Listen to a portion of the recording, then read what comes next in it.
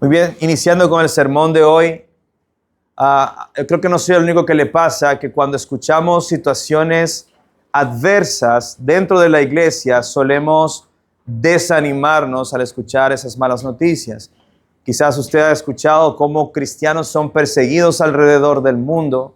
Hemos escuchado de estadísticas de pastores que tienen que dejar el ministerio pastoral porque sus vidas están en peligro en la región en donde están.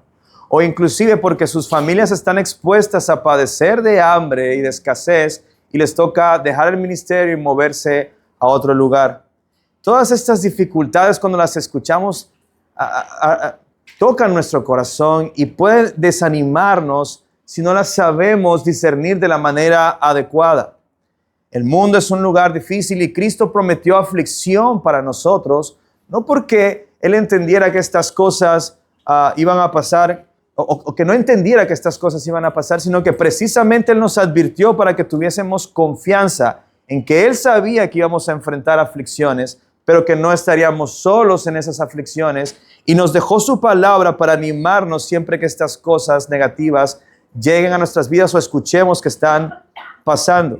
Por eso el pasaje de hoy está diseñado por Dios para aprender cómo el conocer las verdades del Evangelio, conocer el carácter del Dios del Evangelio, nos ayuda a tener esa seguridad en su plan a pesar de las adversidades.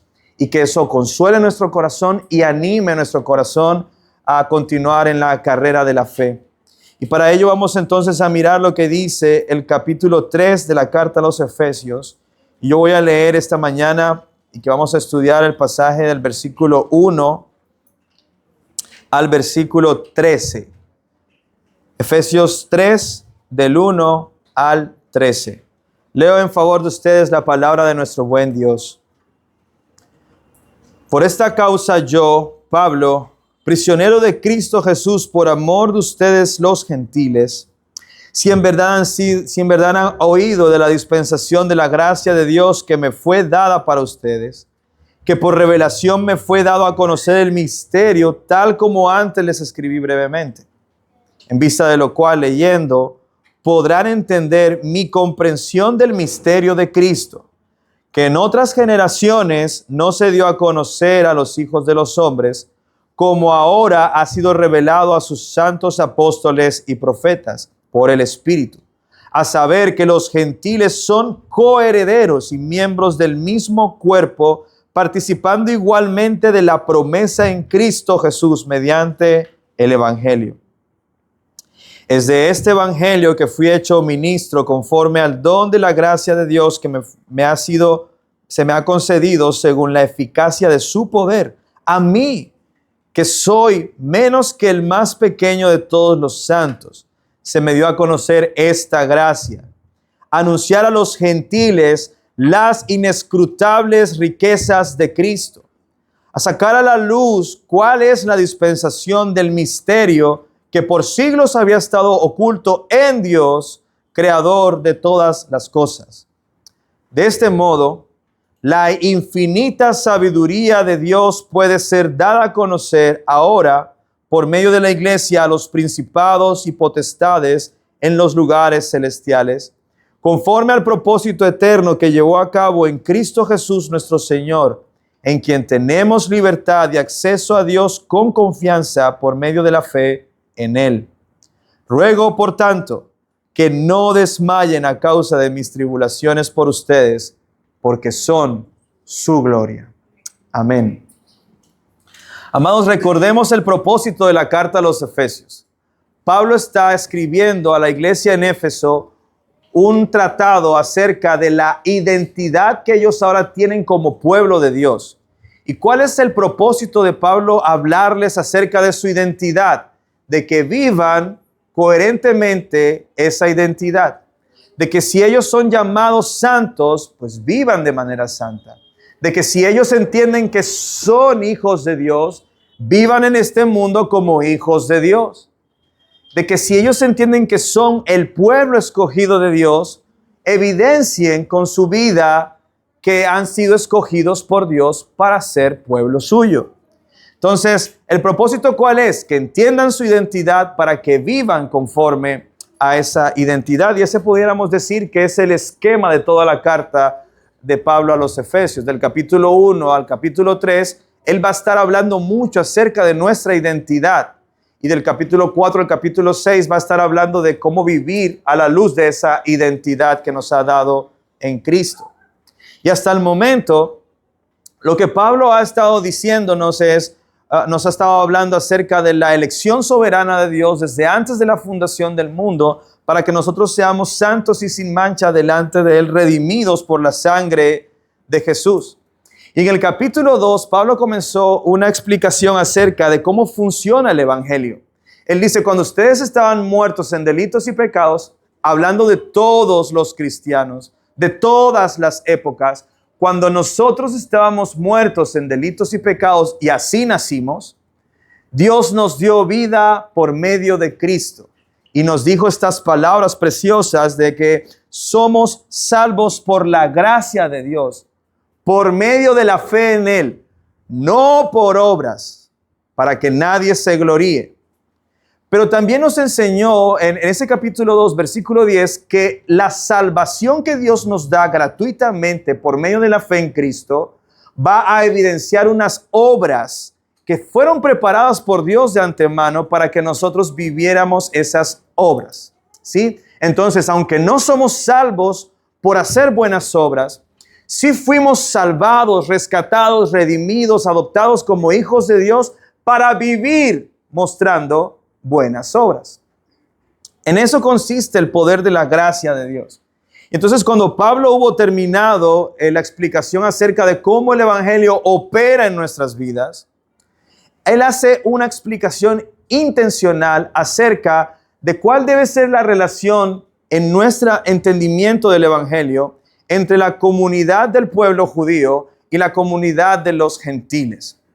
Es decir, desde ese momento, o más bien hasta ese momento, ellos habían entendido que el pueblo de Israel era el pueblo escogido de Dios. Y así era. Dios los escogió y de él vino el Mesías. Pero en el final del capítulo 2, Pablo hace una explicación bien interesante. Él dice que de ambos pueblos Dios hizo ahora un solo pueblo, ¿verdad?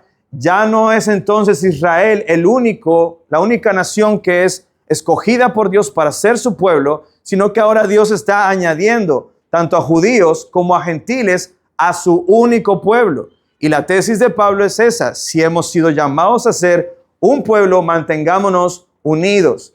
Que esas diferencias étnicas o esas diferencias entre judíos y gentiles no nos separen, sino que vivamos unidos. Y eso va a tener implicaciones importantes para el entendimiento del capítulo 4. Somos llamados a vivir como un pueblo unido en una misma fe. Pero al empezar el capítulo 3, Pablo se da cuenta de que hay que explicar un poco más al respecto. Y es el tema del sermón de esta mañana. Porque mientras Pablo está avanzando en esta unidad que debe haber dentro de la iglesia, él entiende que el significado de que los gentiles ahora hagan parte del pueblo de Dios es muy importante. Y a la explicación acerca de cómo Dios hizo eso, él le va a llamar el misterio de Cristo. Incluso la palabra misterio aparece varias veces en esta carta. Allá cuando habla acerca de la unión entre el esposo y la esposa y cómo eso muestra a Cristo, él dice, grande es este misterio. Yo me refiero a Cristo y su iglesia. Ahora, pero en este punto, lo que él está comenzando a mostrar es que él lo explica y lo vamos a mirar, este entendimiento de que los gentiles ahora sean parte del pueblo de Dios es un misterio que él ha revelado, que Dios ha revelado en Cristo Jesús. Y ese entendimiento debe tener para los efesios y para nosotros hoy implicaciones muy importantes acerca de nuestra identidad. Por eso he titulado el sermón de hoy, La iglesia y el misterio revelado en Cristo. La iglesia y el misterio revelado en Cristo. Porque Pablo va a hablar acerca de la identidad de la iglesia, mostrándonos el misterio revelado en Cristo Jesús. Y es por eso que el bosquejo o el esquema que vamos a usar para guiarnos está dividido en 3 puntos y el primero de ellos se llama la digresión sobre el misterio de Cristo. Yo le voy a explicar qué es digresión. Digresión así, digresión con S. Digresión sobre el misterio de Cristo. En segundo lugar, la explicación del misterio de Cristo. Y en tercer lugar, las implicaciones del misterio de Cristo para la iglesia. Entonces, en primer lugar, la digresión sobre el misterio. En segundo lugar, la explicación del misterio. Y en tercer lugar, las implicaciones del misterio en la iglesia. En la iglesia. Entonces, sé que necesitamos concentrarnos, así que les voy a pedir que hagamos un esfuerzo grande por tratar de estar atentos, no distraernos y tratar de comprender las palabras que vamos a estar escuchando. Porque ciertamente, hermanos, aquí hay un contenido muy pesado, tengo que reconocerlo. Este es un contenido bastante pesado, pero no deja de ser palabra de Dios y que podemos entender. Yo creo que si le prestamos atención con cuidado, lo podemos entender. Entonces, en primer lugar, el primer punto de este sermón es la digresión sobre el misterio de Cristo. Usted no sabe, quizás, algunos no saben qué es digresión, pero todos lo practicamos. ¿A usted le ha pasado alguna vez que usted comenzó a hablar de fútbol y terminó hablando del grano de café? ¿Le ha pasado alguna vez que usted comenzó a hablar de un tema y de repente quiso hacer un paréntesis? Oye, te iba a explicar también, hiciste un paréntesis y te terminaste extendiendo y luego, ¿de qué estábamos hablando? No, de tal cosa. Ah, bueno, y volviste allá. Bueno, una digresión es ese paréntesis que se hace en medio de un discurso que busca, de alguna manera, el autor traer una idea que no necesariamente tiene relación con lo que está diciendo. Por eso les decía que a veces uno se está hablando de un tema y termina hablando de otro. Pero en el caso de Pablo, él sí quiere aclarar algo que él entiende que es importante para entender lo que venía desarrollando antes. Entonces, vemos que lo que sucede aquí en el versículo 1 es que Pablo quiere decirle algo a la iglesia acerca de él, de su condición y de cómo eso está relacionado con los gentiles. Por eso leemos en el versículo 1, por esta causa, yo Pablo, prisionero de Cristo Jesús, por amor de ustedes los gentiles. Y ahí viene un sí que no cuadra. No sé si le pasó, pero cuando uno lee esto, uno dice, ven acá, ¿qué pasó? Me perdí, ¿qué está pasando? Si tú sigues el flujo de lo que Pablo está diciendo, te das cuenta de que él hace un break aquí y lo retoma en el 13 y 14. Y de ahí en adelante, ¿verdad? Entonces el paréntesis va a ir del 2 al 12.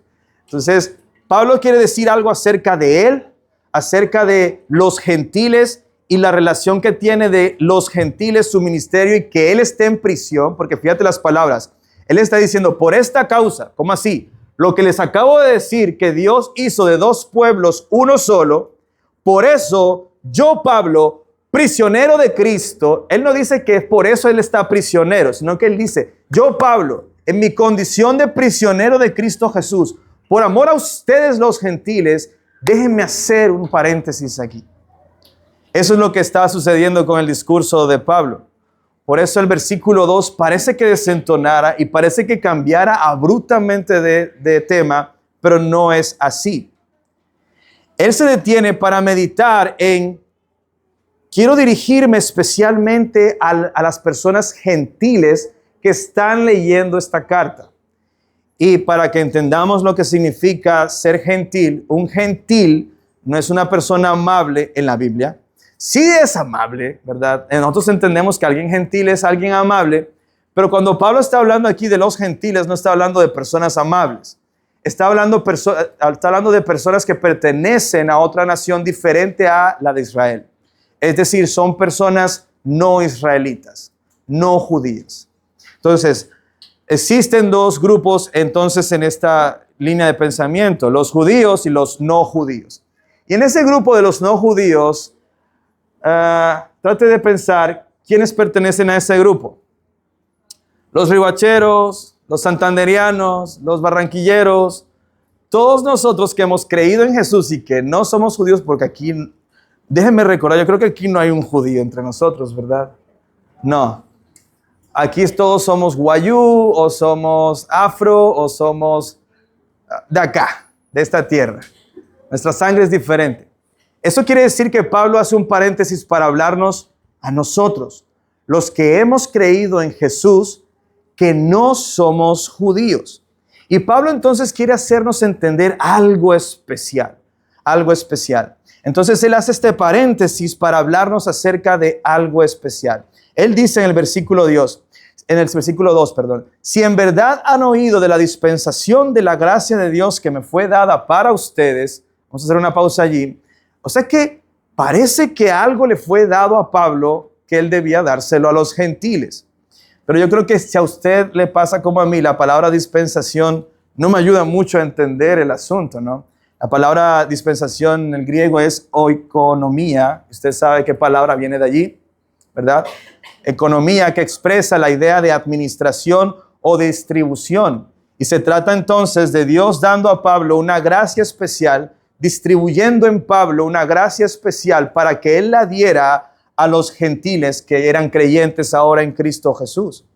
En otras palabras, lo que Pablo le está diciendo a la iglesia en estos dos versículos es: aunque yo estoy en prisión por causa de Cristo y por amor de ustedes, por cierto, ¿ya habían oído ustedes del regalo que me fue dado por Dios para ustedes? Esa es la digresión. Yo estoy preso porque he estado sirviendo a Jesús por amor a ustedes los gentiles. Por cierto, ¿ya han escuchado lo que Dios me dio a mí que debía darle a ustedes? Ese es el paréntesis. Ese es el tema que va a ver entonces a continuación Pablo. Algo que Dios le dio a Pablo, que era un regalo que debía distribuir, administrar, dispensar a los gentiles y que venía directamente de la gracia de Dios, que lo tenía en prisión también. Por eso él se llama a sí mismo prisionero de Cristo. Miren, trabajando en esta dispensación, en distribuir a ustedes la gracia que me fue dada para los gentiles, estoy preso. Pero Pablo tiene una intención al decir estas cosas. No que ellos sientan como que por Pablo andarnos predicando el evangelio, nosotros los gentiles, pobrecito está preso. No, él quiere gloriarse en eso, en su adversidad, en su dificultad, y eso es interesante. Pero los lectores en Éfeso que están leyendo y que son gentiles pudieran preguntarse entonces, ¿un regalo especial para nosotros? ¿Dios le dio a Pablo una gracia especial para que la distribuyera entre nosotros? ¿De qué se trata? Yo quiero saber de qué se trata. Y la respuesta de Pablo es, en el versículo 3, que por revelación, este es el regalo, que por revelación me fue dado a conocer el misterio, tal como antes le escribí brevemente. O sea, ¿cuál es el regalo que Dios le dio a Pablo para que lo distribuyera entre los gentiles? El misterio, que él más adelante le va a llamar el misterio de Cristo. Ese es el regalo. Ahora, Pablo va a comenzar a desenvolver este regalo para que ellos entiendan que por andar distribuyendo este regalo a los gentiles, él se encontraba en prisión. Este regalo que recibió de parte de Dios se trata de la revelación del plan de Dios que involucra a los gentiles como parte de su pueblo. Es decir, el regalo que Dios le dio a Pablo tenía como propósito ministrarlos a los gentiles, bendecirlos con un entendimiento acerca del plan de Dios. Y antes de pasar a la explicación de en qué consiste ese misterio, yo quiero que consideremos lo siguiente, hermanos, y es que podamos ver el corazón de Pablo en estas palabras. Pablo entiende su condición. Él está en prisión. Estar en prisión, tanto en aquellos días como hoy, no es un asunto cómodo, es un asunto difícil de asimilar.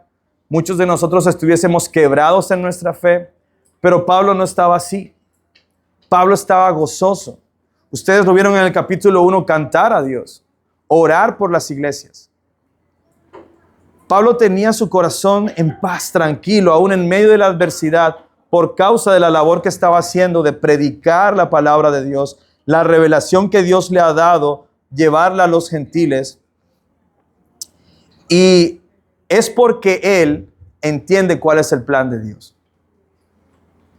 La razón por la que él puede estar tranquilo, lleno de gozo, lleno de paz y alegría en medio de sus prisiones, es porque él entiende cuál es el plan de Dios. Es como si él dijera, al final ganamos. O sea, que yo voy a estar en prisión un tiempo, pero al final ganamos. Al final Cristo ya venció sobre todo poder en los lugares celestiales. Entonces, cualquier aflicción que yo pueda tener en este tiempo es momentánea. La gloria que viene, la victoria que está siendo anunciada es mejor y vale la pena estos inconvenientes de la prisión. Nota que entonces el tono de Pablo es más bien agradecido, lleno de esperanza en medio de la adversidad. Generalmente nosotros no vemos la adversidad como un regalo de la gracia de Dios. Generalmente vemos la adversidad como un inconveniente, inclusive la usamos a veces como razón para no orar, para no leer la Biblia, para no ir a la iglesia. Es que llegó una adversidad en mi vida y en vez de buscar más a Dios, más bien me alejo de Dios. Y no es lo que estamos viendo en Pablo. ¿Y por qué Pablo pudo reaccionar de una manera diferente ante la adversidad? Imagínese eso, que usted esté haciendo las cosas bien delante de Dios y que te comience a ir mal porque estás haciendo bien las cosas delante de Dios. ¿Te desanimaría o no te desanimaría? En la carne se desanimaría cualquiera, pero si tú entiendes el plan soberano de Dios, eso va a traer esperanza en medio de las adversidades. Ese era el secreto del contentamiento de Pablo. Él le dice a los filipenses, yo sé que tenga abundancia, tenga escasez, puedo asumir cualquiera de las dos cosas y estar contento, porque Cristo me fortalece. Yo puedo estar contento cualquiera que sea mi circunstancia, porque Cristo es mi fortaleza. Amados, ¿vemos nosotros las adversidades actuales así? Cualquiera sea el sufrimiento, porque no se trata solamente de estar en prisión por predicar el evangelio. Cualquiera que sea tu sufrimiento, una enfermedad, una crisis en la familia, una crisis en la economía, ¿lo ves como un regalo de la gracia de Dios? ¿O lo usas como una excusa para quejarte delante de Dios? Aprende a ver el plan completo. Jesús prometió, mi Padre les dará a ustedes conforme a sus necesidades, porque Él es un buen Padre.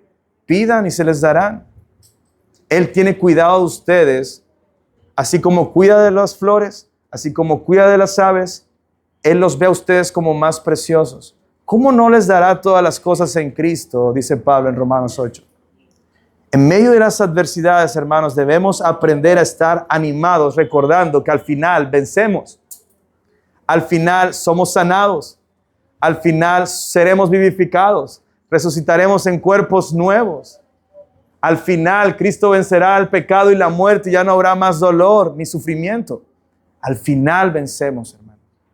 Que eso anime nuestro corazón en medio de nuestras adversidades. Aprendamos de Pablo.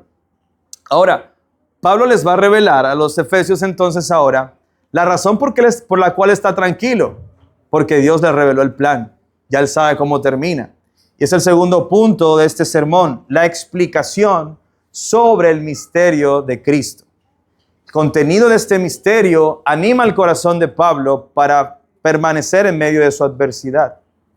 Por eso él lo quiere explicar, hace un paréntesis intencional para explicar de qué se trata el misterio de Cristo. Versículo 4, ese es el segundo punto para los que toman apuntes, porque siempre me dicen, lo dijiste muy rápido.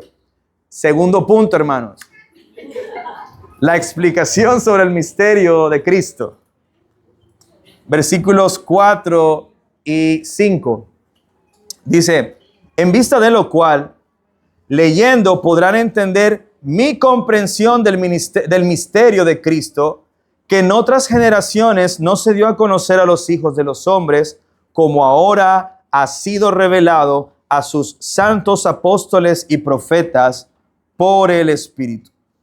Entonces, lo primero que Pablo está diciendo aquí es que este misterio Dios intencionalmente lo había mantenido oculto en el pasado al entendimiento de los hombres. O por lo menos las personas no lo entendían como ahora lo pueden entender. Yo quiero más adelante usar algunos ejemplos acerca de cómo incluso muchos israelitas entendían algunas promesas, pero no lo veían con claridad. Es por eso que muchos de los discípulos de Jesús entendían las promesas, conocían las promesas, se las sabían de memoria, pero cuando vieron a Cristo les costó encajar. ¿Por qué? Porque intencionalmente Dios había mantenido eso como un misterio. Si para el judío era difícil entenderlo, imagínate para los que no hacían parte del pueblo judío. Era también difícil. Recuerda aquel evento en el que en Hechos capítulo 8, si no estoy mal, va un etíope camino a su región luego de venir de Jerusalén y tiene en sus manos el rollo de Isaías. Un etíope es una persona gentil, no es un judío. Y él está ahí leyendo al profeta Isaías y Felipe es llevado por el Espíritu y este le dice, ¿tú entiendes lo que estás leyendo? ¿Y qué dice el etíope? ¿Cómo voy a entender si nadie me explica? Entonces fíjate que allí había un conocimiento que estaba oculto. A pesar de que él lo estaba leyendo, no lo entendía. No se trata de un asunto gramático, no se trata de un asunto semántico, se trata de un asunto espiritual que Dios mismo revela. En ese momento el Espíritu Santo llevó a Felipe al carro del etíope para que le explicara por el poder del Espíritu qué significaba lo que él estaba leyendo en el libro del profeta Isaías. Y el etíope creyó en Jesús como el Mesías y él le dijo, ¿qué impide que yo sea bautizado? No, nada, vamos a bautizarte. Porque él entendió un conocimiento que a los etíopes estaba oculto desde las generaciones pasadas, pero que ahora en Cristo Dios ha querido revelar para que las personas puedan entender y creer que Jesús es el Mesías para su propia salvación. Ahora, esto quiere decir que los autores del Nuevo Testamento están tomando el Antiguo Testamento y están diciendo, miren, antes esto no se veía con claridad, pero ahora tiene nombre y apellido. Jesucristo de Nazaret. Y conectan todo lo que Dios había prometido desde antes en el Antiguo Testamento con la obra de Cristo para que ahora nosotros los gentiles, que no se nos fue dada la palabra de Dios en el pasado, podamos entender, y eso es un milagro, hermanos. Por eso, luego de la resurrección de Cristo, se abre esta puerta para la comunidad de creyentes no gentiles. Por eso es que antes de la resurrección, ¿qué le dijo Jesús a los discípulos que envió? Vayan a las familias de Israel, porque yo he venido primeramente a las familias de Israel. Pero luego, al finalizar el capítulo 28 del libro de Mateo, Jesús resucitado, ¿qué le dice a sus discípulos? Ahora vayan a todas las familias de la tierra y hagan discípulos en mi nombre, enseñándoles a guardar todas las cosas que yo les he mandado. Y yo estoy con ustedes todos los días. Ese es el gran misterio, hermanos. Antes, esa verdad, ese camino, ese entendimiento del evangelio estaba oculto a las personas, pero ahora Dios en ese momento quiso administrarlas para que en Cristo se pudieran entender no solo para las comunidades de Israel, sino para todas las naciones. Y ese es el gran misterio. Por eso, inmediatamente después de hablar de que ese misterio estuvo oculto en el pasado y que ahora ha sido revelado en Cristo, Él explica de qué se trata el misterio. El versículo 6 dice, a saber que los gentiles son coherederos y miembros del mismo cuerpo, participando igualmente de la promesa en Cristo Jesús mediante el evangelio. ¿Qué quiere decir eso, hermanos? Dios le reveló al pueblo de Israel, empezando por Moisés, que Él iba a redimir a su pueblo. Y presta atención acá un momento, porque aquí vamos a hacer conexiones importantes. Dios comenzó desde Moisés a revelarle al pueblo de Israel. Recuerde que Moisés comienza a escribir el Génesis, Éxodo, los libros del Pentateuco, en el momento en que ellos son llevados de Egipto a la tierra prometida, ¿verdad?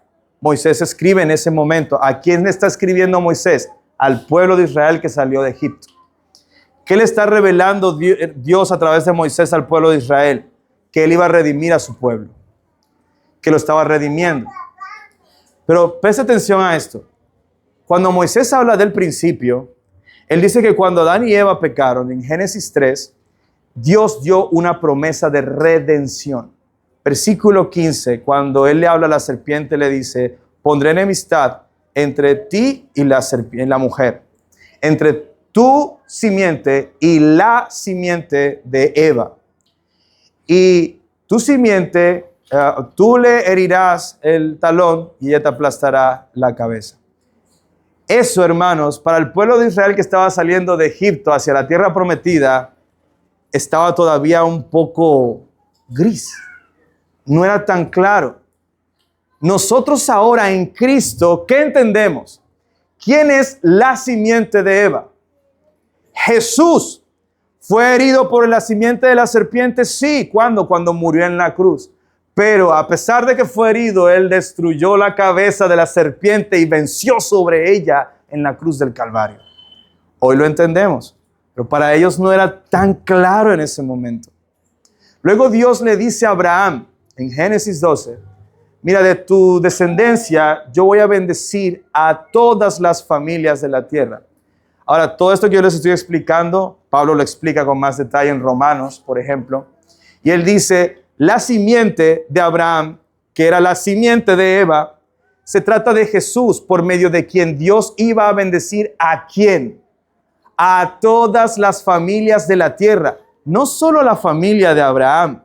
Abraham, tu simiente, de ti saldrá una gran nación y de la simiente de esa gran nación voy a bendecir en Cristo a todas las familias de la tierra. Fíjate, para ellos en ese momento no era tan claro. Pero ahora Pablo, los apóstoles y profetas que escriben el Nuevo Testamento lo tienen ahora bien claro. Antes era un misterio, ahora lo entendieron y lo están proclamando los gentiles. ¿Y sabes qué es lo más genial? Que los gentiles podemos entenderlo.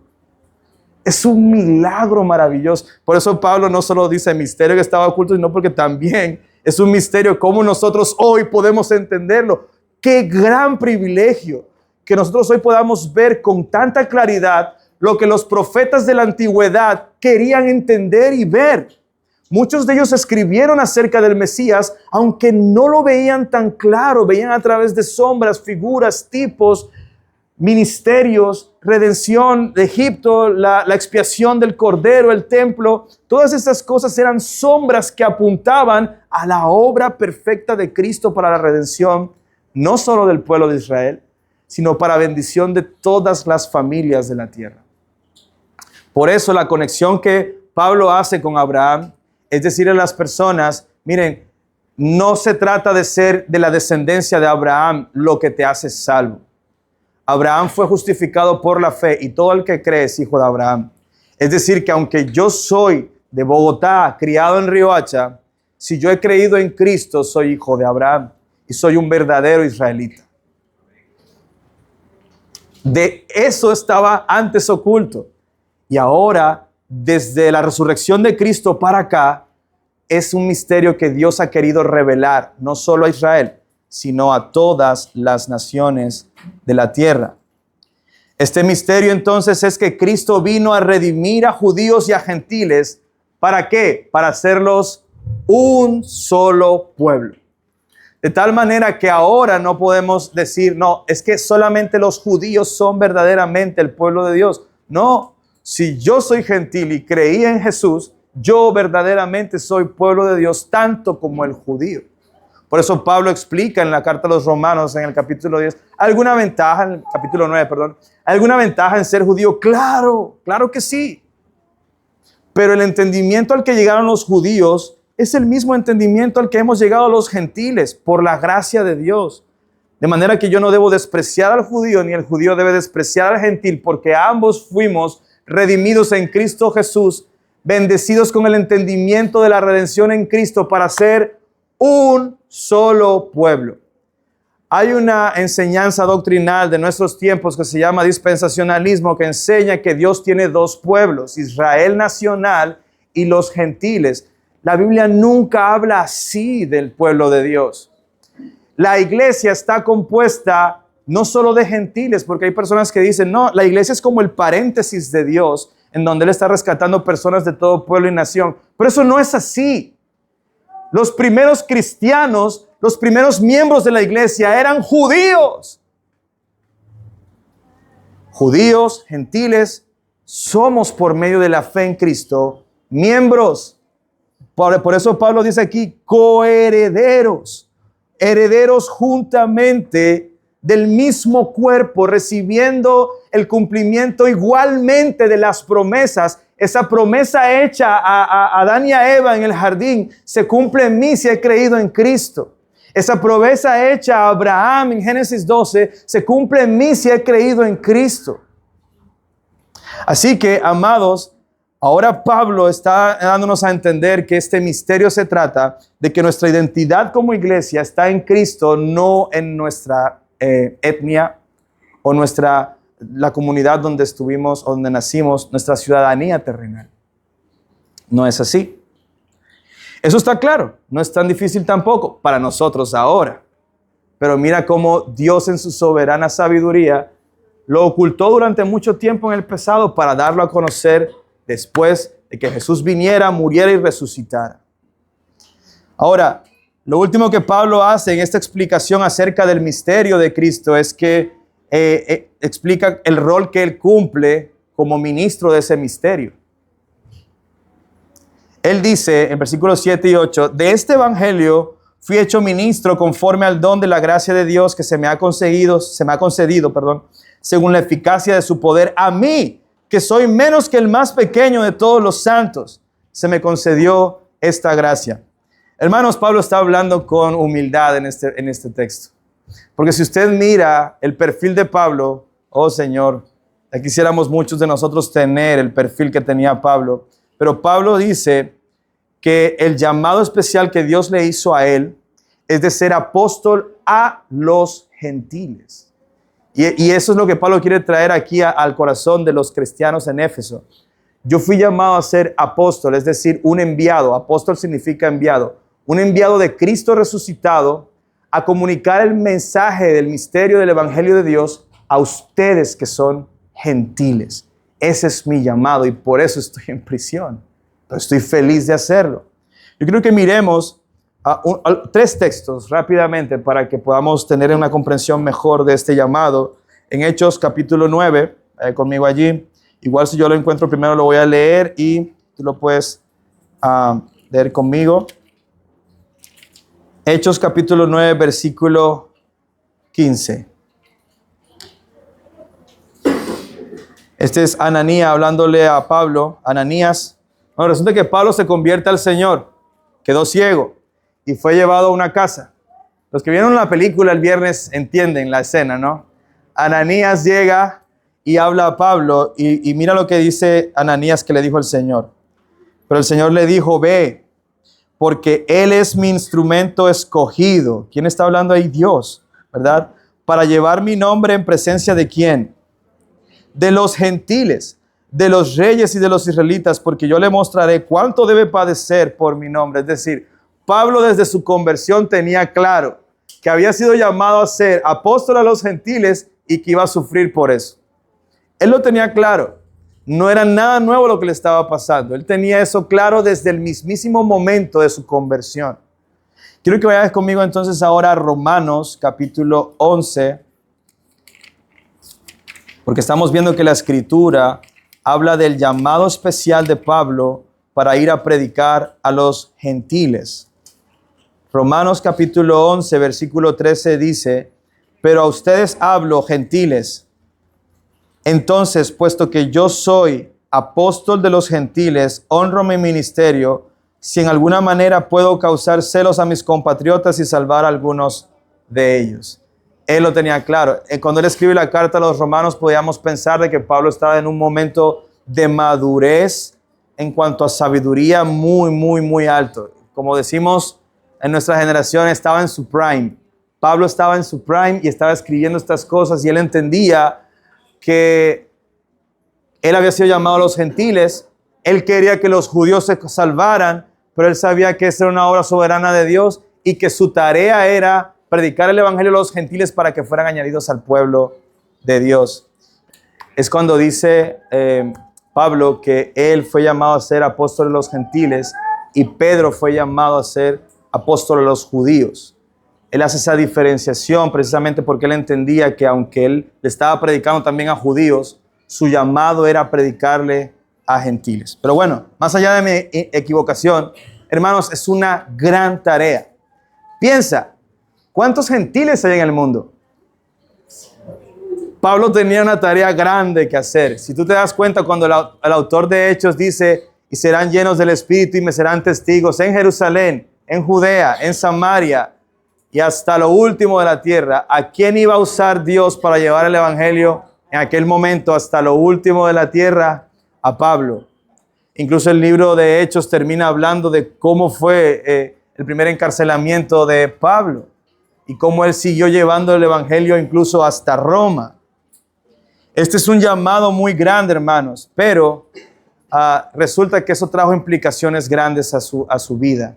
En Hechos capítulo 21, el autor, que es Lucas, narra de cómo una vez Pablo fue al templo de Jerusalén, luego de haber hecho varios viajes misioneros, fue a llevar un voto, fue a cumplir un voto. Y sus compatriotas judíos lo acusaron de profanar el templo de Dios, introduciendo gentiles en el templo, lo cual era mentira, porque Pablo no llevó a ningún gentil al templo. Pero mira de qué lo acusaron, de que él estaba profanando el templo de Dios por llevar gentiles al templo.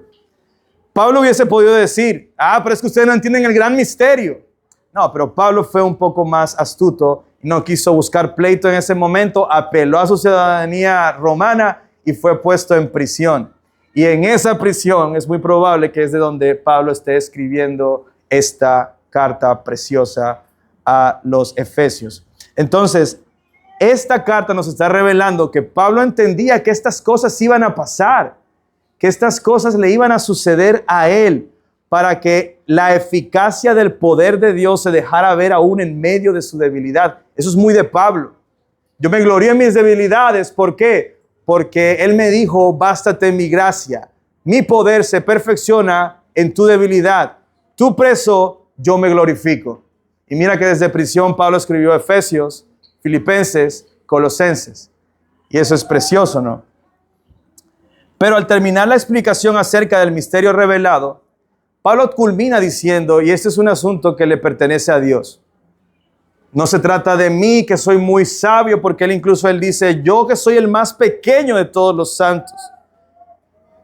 No se trata de mí, ni mi sabiduría, se trata de Dios que quiso ocultarlo por un tiempo y revelarlo ahora como Él quiere por medio de su Espíritu. Él dice, anunciar a los gentiles, versículo 8, anunciar a los gentiles las inescrutables riquezas de Cristo y sacar a la luz cuál es la dispensación del misterio que por siglos estaba oculto en Dios, creador de todas las cosas. No es por mí, es por Él que creó todas las cosas. Él diseñó esta administración de esta manera. Él fue el que diseñó que las cosas se dieran así. Voy a terminar este sermón con el tercer punto, que se trata de las implicaciones que tiene este misterio en la identidad de la iglesia. Las implicaciones del misterio de Cristo para la iglesia. Yo puedo ver en este pasaje dos implicaciones inmediatas. En primer lugar, la realidad de que la iglesia está compuesta de todos los redimidos por Dios en Cristo, tanto judíos como gentiles. Eso tiene como propósito mostrar al universo la sabiduría infinita de Dios. Que en estos momentos existe una comunidad cristiana aquí en Riohacha, compuesta por gentiles, está mostrando en vivo al universo entero la infinita sabiduría de Dios. En el versículo 10, Pablo dice, de este modo, la infinita sabiduría de Dios puede ser dada a conocer ahora por medio de ¿quién? La iglesia son judíos y gentiles que han creído en Jesús. Por medio de esa iglesia, Dios está mostrando, dando a conocer su infinita sabiduría ¿a quién? A principados y potestades en los lugares celestiales.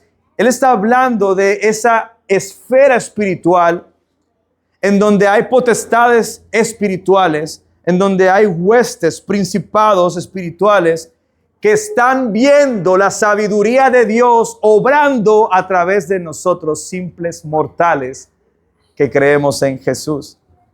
Ahora, ¿cómo es mostrada esta sabiduría? Pablo explica que es haciendo que personas de todas las naciones tengan por medio de Cristo dos cosas. Número uno, libertad del pecado y la condenación. Y número dos, acceso a Dios con confianza. Él dice en el versículo 11 y 12, conforme al propósito eterno que llevó a cabo en Cristo Jesús, nuestro Señor, en quien tenemos ¿qué? Libertad. ¿Y qué más? Y acceso a Dios con confianza. ¿Cómo? Por medio de la fe. Traten de pensar cómo en los lugares celestiales se debe ver que de la masa humana caída en tinieblas y oscuridad comiencen a brillar algunas almas, a tener comunión con Dios a través de la oración. Eso está mandando un mensaje al universo entero. Fíjate que Pablo hable de la libertad que tenemos y del acceso a Dios, tiene que ver con nuestra oración y nuestra fe en Jesús. Es decir, cómo Dios lleva a cabo sus propósitos en la tierra, por medio de la oración y la predicación de la iglesia. Escuchen esto. ¿Cómo lleva a cabo Dios sus propósitos en la tierra? Por medio de la oración y la predicación de su iglesia. Nosotros, desde este plano terrenal, no lo vemos tan impresionante. Pero desde el plano espiritual, sí se ve impresionante. Porque gente que antes estaba muerta en delitos y pecados, ahora está viva y teniendo comunión con Dios. Estamos dando testimonios a los ángeles mismos de la gracia redentora de Dios. ¿Cuándo? Cuando oramos y tenemos comunión con Dios. ¿Cuándo? Cuando anunciamos el evangelio y más personas son levantadas de entre los muertos para tener comunión con Dios. La iglesia moviéndose, la iglesia siendo iglesia, la iglesia expandiéndose por el mundo, está dando a conocer al universo de manera cósmica la infinita sabiduría de Dios. Ahora, finalmente, no solamente el que seamos judíos, gentiles, miembros de este cuerpo para la gloria de Dios, para dar a conocer su sabiduría, sino que también hay otra implicación. Que nosotros, al tener claro el plan revelado, el misterio descubierto, vivamos con confianza en que Dios va a cumplir lo que ha prometido. Que no nos desanimemos cuando venga la adversidad, sino que confiemos en que aún esta adversidad hace parte del plan soberano de Dios. Aún mi prisión hace parte del plan soberano de Dios, para mostrar la infinita sabiduría al universo. Aún mi enfermedad hace parte del plan soberano de Dios, para mostrar la infinita sabiduría de Dios al universo entero. Por eso Pablo concluye en el versículo 13 diciendo, pidiéndole, ruego por tanto, no desmayen por causa de mis tribulaciones por ustedes. ¿Por qué? Porque mis tribulaciones son su gloria.